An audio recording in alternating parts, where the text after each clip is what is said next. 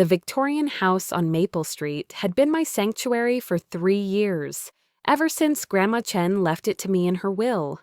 Every creaking floorboard, every stained glass window told the story of 4 generations of our family. Now, as I pulled into my parents' driveway for our monthly family dinner, I had no idea this would be the last time I'd arrive as its rightful owner. "Mama, why does Aunt Monica's car look shinier than ours?" 8-year-old Emma asked from the back seat, her twin brother Jake already unbuckling his seatbelt. "Because Aunt Monica can afford car washes," I replied, smoothing my scrubs. Another double shift at the hospital had left me exhausted, but family dinner was sacred in the Chen household. Inside, Mom's nervous energy filled the kitchen. She barely looked at the apple pie I'd baked from Grandma's recipe, instead fussing over Monica's expensive bottle of wine. "Sarah's here," Dad called out, but his usual warmth seemed forced. Monica glided in, wearing a designer dress that cost more than my monthly grocery budget. Her husband, David, followed, checking his Rolex. Everything about my younger sister screamed success, the kind I'd sacrificed when I chose single motherhood over a demanding career. "Sorry we're late," Monica said, air kissing my cheek. David had a conference call with Tokyo. We gathered around Mom's dining table, the same one where Monica and I had done homework as children. Back then, she'd been my little sister who needed protection from bullies. Now she intimidated me with her effortless perfection. "So," Monica began, twirling her wine glass, "I have exciting news to share." Mom and Dad exchanged glances. My stomach nodded. "David and I are finally ready to start our family," Monica announced, her smile radiant. "And we've found the perfect place to raise our children." "That's wonderful," I said, though something felt off. "Where?" "Grandma's house." Monica clapped her hands together. "We're moving into the Victorian." My fork clattered against my plate. "What do you mean?" "That's my house." Monica's smile never wavered. "Actually, Sarah, it's not anymore. We bought it from you last week." The room spun. "I never sold." "The paperwork went through Friday," David interjected, pulling out his phone. "All legal and binding." "I don't understand," my voice cracked. "Mom? Dad?" They couldn't meet my eyes. Dad cleared his throat. "Sarah, honey, we thought this was best for everyone." "Best for everyone?" I stood up, my chair scraping loudly. "I never agreed to sell." Monica sighed dramatically. "Sarah, you've been struggling financially. The court decided you needed intervention." "What court?"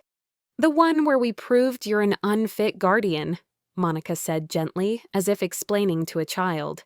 "All those missed mortgage payments, the utilities being shut off, working double shifts, and leaving the twins with babysitters constantly." My world tilted. "You had me declared unfit?" "We had no choice," Dad said quietly. "The house needs major repairs you can't afford. The children need stability." "I gave you stability," I shouted, startling Emma and Jake. "I gave up everything for them." Monica reached across the table and patted my hand. "And now you don't have to carry that burden anymore. We paid fair market value. Well, considering the condition, $150,000 should cover your debts and give you a fresh start. $150,000 for a house worth $400,000. "The children can visit on weekends," Monica continued. "They'll have their own rooms, a yard, everything they deserve." I stared at my sister, this woman who'd shared my childhood, my secrets, my grandmother's bedtime stories. She'd stolen everything that mattered while wearing the mask of concern. "How?" I whispered. Monica smiled. "The same way you signed all those mortgage documents, sweetie. Your signature was already on file from Grandma's estate papers." Realization of betrayal.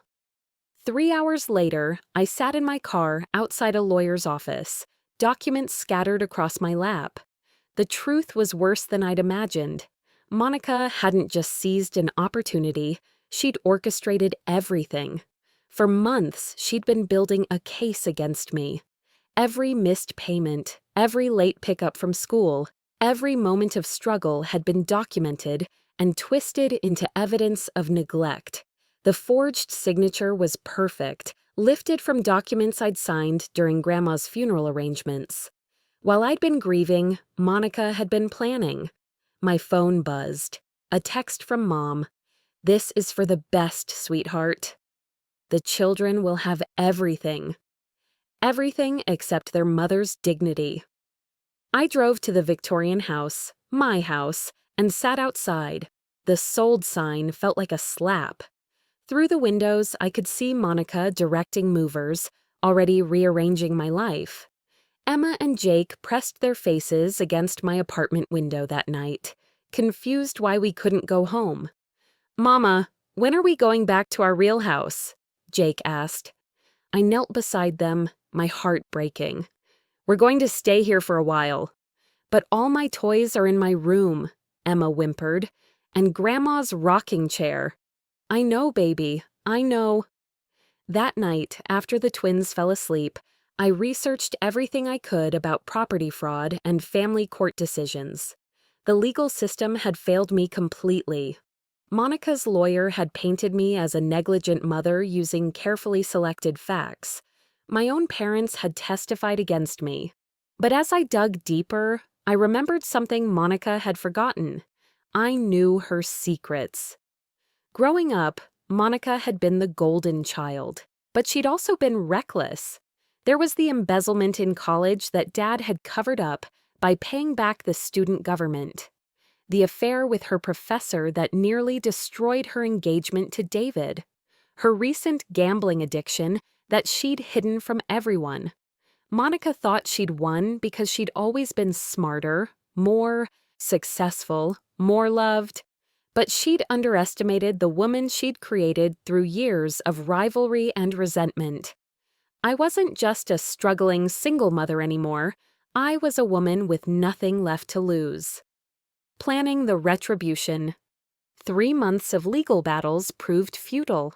Monica's lawyers had crafted airtight documents, and the court system moved with glacial indifference. But during those months, I learned things about my sister she'd never expected me to discover. Monica's greatest weakness wasn't greed or jealousy. It was her desperate need for approval. Everything she did was calculated to maintain her image as the perfect daughter, perfect wife, perfect success story. I started with research. Monica's marketing firm was competing for a major pharmaceutical account worth millions. Her promotion to senior partner depended on landing this client, whose executives valued traditional family values and ethical business practices. Her husband, David, came from old money, the kind of family that built their fortune on conservative principles. His trust fund depended on maintaining the family's pristine reputation. Monica had built her life on carefully constructed lies, and I had the keys to every single one. My first ally came unexpectedly. Rosa Martinez, Monica's housekeeper, knocked on my apartment door one evening. "Mrs. Sarah," she said quietly, "I wanted to see how the children are doing." Rosa had worked for our family for 15 years. She'd watched Monica and me grow up, had been there for every birthday, every milestone. When I offered her coffee, she sat heavily at my small kitchen table. "What your sister did," she said finally, "it's not right. There's nothing I can do legally." "Maybe not legally," Rosa met my eyes. "But I clean her office every Tuesday. I see the papers she leaves out." Over the next hour, Rosa revealed Monica's secrets. The gambling debts hidden from David. The falsified tax documents claiming charitable donations that never happened. The affair with her boss that was still ongoing. "She treats me like furniture," Rosa said bitterly. "Makes me work extra hours without pay. Threatens to fire me if I complain. But furniture sees everything." I spent weeks gathering information. Every piece of evidence, every document Rosa could photograph, every detail of Monica's carefully hidden double life. I discovered she'd been stealing from client accounts to cover her gambling debts, planning to replace the money when her promotion came through. The plan formed slowly, methodically. I wouldn't just take back what was mine. I'd dismantle the false image Monica had built her life upon. Phase 1 would be subtle. Anonymous tips to the right people about Monica's tax fraud and workplace theft. Let her world start crumbling from the edges. Phase 2 would target her marriage, ensuring David discovered her infidelity and deception. His family's money came with strict moral clauses in the trust fund agreements. Phase 3 would be personal. Psychological warfare designed to make Monica paranoid and desperate, likely to make mistakes that would expose her further. I wasn't proud of what I was becoming, but Monica had made her choice when she stole my children's future. Now I would show her what real consequences looked like. Escalating actions. The first crack appeared in Monica's perfect facade 2 weeks later. An anonymous tip to the IRS about fraudulent charitable deductions triggered an audit of her personal finances. Monica mentioned it at a family dinner, laughing nervously about computer errors and jealous competitors. I smiled sympathetically and offered to help with her tax documents, knowing she'd never accept. Meanwhile, Rosa had been busy. A carefully worded email to Monica's company HR department, sent from an untraceable account, detailed concerns about financial irregularities in client accounts. No accusations, just worried observations from a concerned employee. Monica's promotion interview was postponed pending a routine audit. "It's corporate politics," she told Mom over lunch, unaware I was listening from the next booth. "Someone's trying to sabotage me." She was right, but she was looking in the wrong direction. Phase 2 required more finesse. David's mother, Eleanor Hartwell, prided herself on the family's moral superiority. I'd met her at Monica's wedding, a woman who could sniff out scandal like a bloodhound. A casual conversation at the country club, overheard by Eleanor's bridge partner, mentioned seeing Monica's car at a downtown hotel during work hours. Not an accusation, just an observation from someone concerned about Monica working too hard. Eleanor hired a private investigator within the week. The photographs were devastating. Monica entering hotel rooms with her boss, intimate dinners, weekend trips David thought were business conferences. The investigator's report landed on David's desk 3 days later. Monica's marriage began unraveling immediately. David moved into the guest bedroom. His family's lawyers began reviewing the trust fund agreements, specifically the morality clauses that could cut off Monica's access to the Hartwell fortune. But I wasn't finished. Phase 3 was psychological warfare. I knew Monica's routines, her fears, her childhood anxieties. Small things began going wrong in her life. Important documents went missing. Her car keys disappeared. Appointments got mysteriously canceled. I left subtle reminders of our childhood around places she frequented. A toy from our shared past in her office building lobby, flowers like the ones from Grandma's garden at her favorite restaurant. Nothing traceable, nothing obvious, but enough to make her paranoid. Monica started looking over her shoulder constantly. She changed her locks, hired a security company, accused Rosa of stealing, which led to Rosa quitting and finding a better job with my recommendation. "Someone's stalking me," Monica told our parents, frantically. "Moving things around, following me." They suggested therapy for stress. Monica's work performance deteriorated. She made careless mistakes, forgot important meetings, snapped at colleagues. The client she'd been courting for months chose a different firm, citing concerns about professionalism and reliability. Her promotion evaporated. Worse, her boss, her lover, distanced himself as their affair became corporate gossip. Monica found herself isolated at work, under investigation, and facing a failing marriage. She suspected corporate rivals, jealous colleagues, even random criminals. But she never suspected her struggling older sister, the one she'd dismissed as weak and irrelevant. That was her greatest mistake. The final piece of my plan required Monica to be desperate enough to make a crucial error. As her world collapsed around her, she did exactly what I'd hoped. She came looking for someone to blame, and I was ready for her. The climactic confrontation. Monica's Audi screeched into the Victorians' driveway at 10 p.m. on a rain-soaked Thursday. I'd been waiting in my car across the street, watching the house I still considered mine. She was 3 months behind on mortgage payments, and foreclosure notices had started arriving. Her perfect life was crumbling exactly as planned. She stumbled up the front steps, fumbling with keys that didn't work.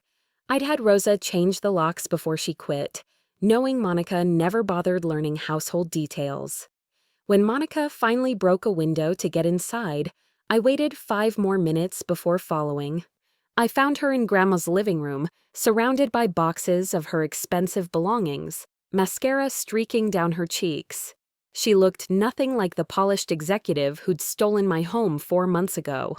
"Sarah?" She whirled around, eyes wild. "What are you doing here?" "I still have a key," I said calmly, settling into Grandma's rocking chair. "Some habits die hard. This is my house now." But her voice cracked with uncertainty. "Actually, it's not." I pulled out a folder of documents. "The bank owns it now. Foreclosure started last week." Monica stared at the papers, her face crumbling.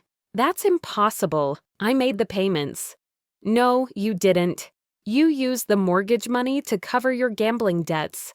Rosa was very helpful with your financial records." "Rosa!" Monica's voice turned shrill. "That woman's been spying on me?" "You made it easy, treating her like dirt, leaving sensitive documents everywhere, assuming service workers are invisible." I leaned back in the chair. "You always were careless when you thought no one important was watching." Monica's composure shattered completely. "It was you. You ruined my promotion, destroyed my marriage, turned everyone against me. I simply revealed who you really are." My voice remained steady. "The gambling addiction, the embezzlement, the affairs, the tax fraud, all your choices, Monica. I just made sure the right people found out. You destroyed my life. You stole my children's home." I stood up, stepping closer. "You forged my signature, used our parents against me, had me declared an unfit mother. Did you think there wouldn't be consequences?" Monica lunged at me, but her expensive heels caught in Grandma's Persian rug. She fell hard, sobbing hysterically.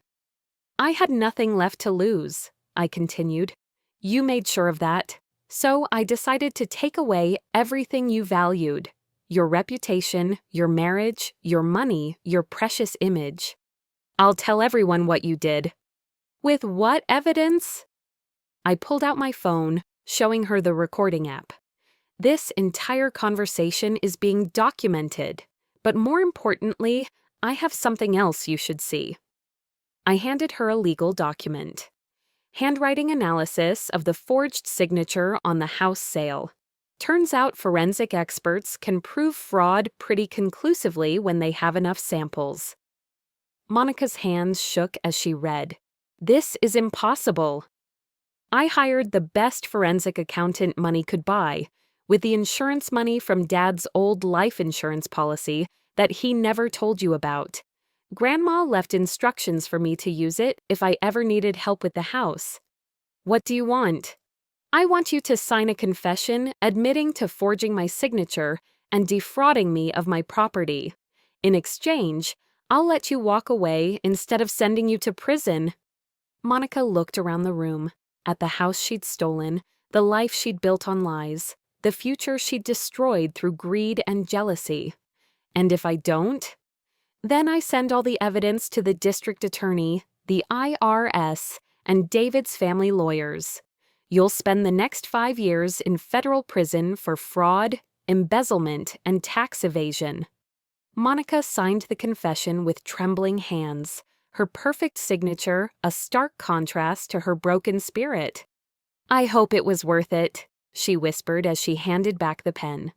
I looked around Grandma's living room, thinking of Emma and Jake sleeping in their cramped apartment bedroom, dreaming of coming home. "It will be," I said. Resolution and aftermath.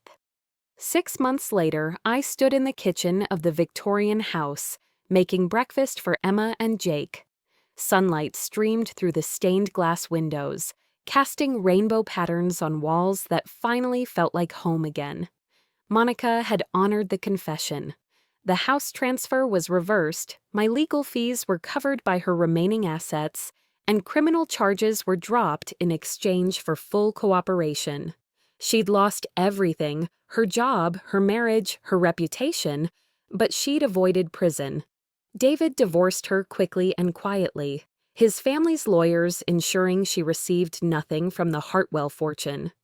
She moved back in with our parents, taking a job at a small marketing firm in another state.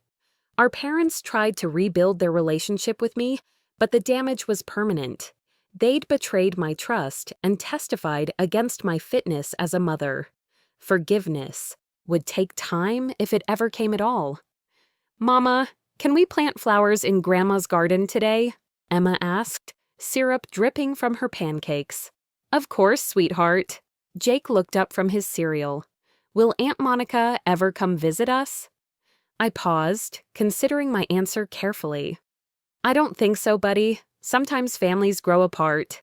He nodded solemnly, already understanding more about adult complications than any 8-year-old should. The victory felt hollow sometimes. I'd gotten my house back, secured my children's future, and proven that Monica's perfect life was built on lies. But I'd also become someone I didn't recognize, calculating, ruthless, capable of psychological warfare. I'd started a nonprofit organization helping families facing property fraud, using my experience to guide others through legal battles. 3 families had already reclaimed their homes with my help, and the work gave meaning to everything I'd endured. Monica and I would never speak again. The sister I'd protected from bullies, shared secrets with, and loved despite our differences was gone, replaced by strangers who discovered how far they'd go to protect what mattered most. Late at night, when the children were asleep, I'd sit in Grandma's rocking chair and wonder if she would have approved. Would she have wanted me to fight so ruthlessly for her house, or would she have preferred I forgive and rebuild? But then Emma would call out from a nightmare, or Jake would sleepwalk to my room, and I'd remember why I'd done it all. This house wasn't just property. It was security, stability, the foundation of my children's future. I'd paid a price for justice. My relationship with my family was destroyed, my sister was broken and estranged, and I'd learned I was capable of calculated revenge. But my children were home, safe in the house their great-grandmother had intended for them. Some battles are worth becoming someone you never thought you could be. Some injustices demand more than turning the other cheek. Standing in Grandma's kitchen, watching my children laugh over breakfast, I knew I'd made the right choice. The house was ours again, and this time it would stay that way.